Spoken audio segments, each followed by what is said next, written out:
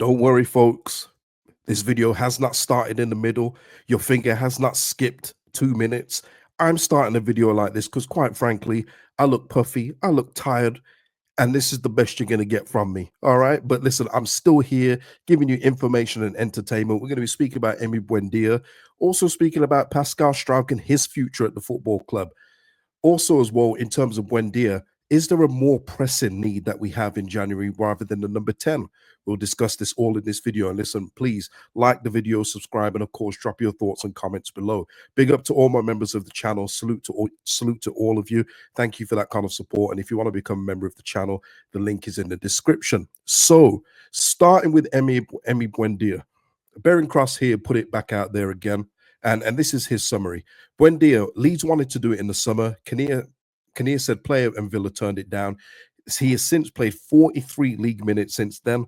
Emery's still talking him up, one that Leeds surely asked the question of next month, even if the answer is swift.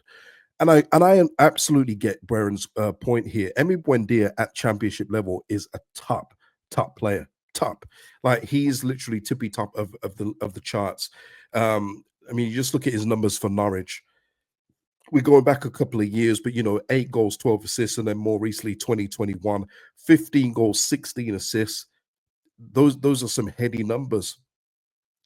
But in terms of Emi Buendia, he has made it clear that he doesn't want to come back. But that's when you try and use your personal relationship, like Daniel Farke's got with Emi Buendia, and say, look, it's for 6 months, and if you can help get us up, then you'll probably play with us in the Premier League. Because deals like this, I can only see it being done a few ways, and one of them in particular is going to be a loan with a obligation to buy upon promotion.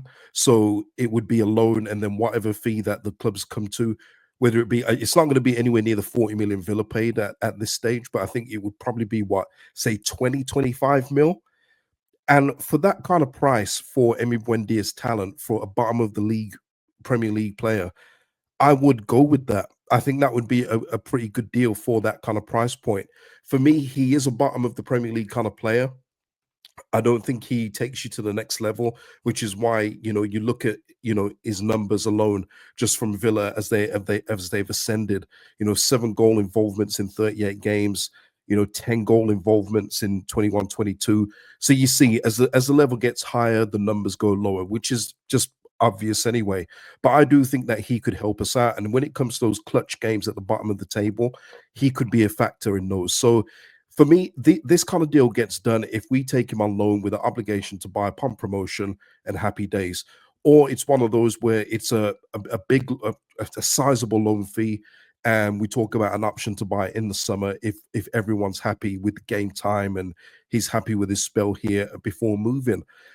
That's the only way I can see this getting done. I don't see a permanent deal happening in January just purely for the cost alone, whether it be transfer fee, his wages. I think it would just be far too much. And also with the player not wanting to play championship football, it's one of those where the player will have to kind of bend to those kind of desires because he doesn't want to play.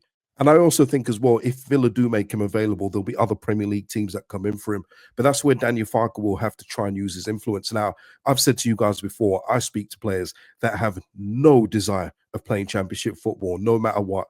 No matter what happens, they won't want to do it. So if their team ever gets relegated from the Premier League, and some of them very unlikely, they'd be leaving. And that's how much people don't want to drop down into the leagues. And Emi Buendia is well within his right to say, I've done the stint there. I don't want to do it again. But we're in the top 2. And if we stay in the top 2 and he joins us at that stage, he'll be 28 years old, prime age for a player of his talents. I think it would be a good move. But what I would say, people, is if there is a choice, and Leeds United, like, say to everybody, you can only choose one position to upgrade in this January, and I mean it's only one, I would still choose the goalkeeper. I would. And listen, with Emi Buendia, and it's all about our build-up. if we're still doing that slow, methodical side to side pass, to, sideways ball, then he's not going to get as much touches as he did at Norwich. But the thing is, with someone like a Buendia, he'd be like a Jorginho Rutter, where when he does get the ball, he will try and thread that one through to a Joseph who runs off the shoulder. He will try and slap one in from 25 yards. Unlike our current number 10, who's a completely different kind of 10. He would be influential in that way, but you've still got to get the ball to him, which is kind of the problem that we have. Even though Aronson is a different kind of 10, Buendia is one of those that he'd be able to carry the ball a bit more. But I still think that goalkeeper is the number one priority in January, because whereas a 10 can help you out, I still feel we have a squad good enough to help us out in different moments. But what we don't have is a goalkeeper that can just keep us in the game, where our defense is at 6 and 7s for maybe the first 15 minutes. We need that goalkeeper that will just make you those couple of saves until you get your foot in the game, and then we can go on and get a win in that game. But it's not going to happen with the current goalkeeper. So for me personally, I would not be against the Buendia signing if he was willing to come and the terms are favorable for all parties, of course. But if you're asking me to choose, it's a goalkeeper all day long, and it's not even close for me, because the 10 can rectify something, maybe. The goalkeeper can definitely rectify something if we replace him. So that's my thought and opinion on that. Let me know what you would do in the comments below. Would you get in a 10? Maybe you think a striker is more important. Let me know in the comments. Interestingly enough, Graham Bailey has been talking about Leeds United, and he's been talking about, in more specifically, Pascal Struijk, and that Tottenham, good old Tottenham, are looking at Pascal for the 2025 after their move for Gray earlier this year.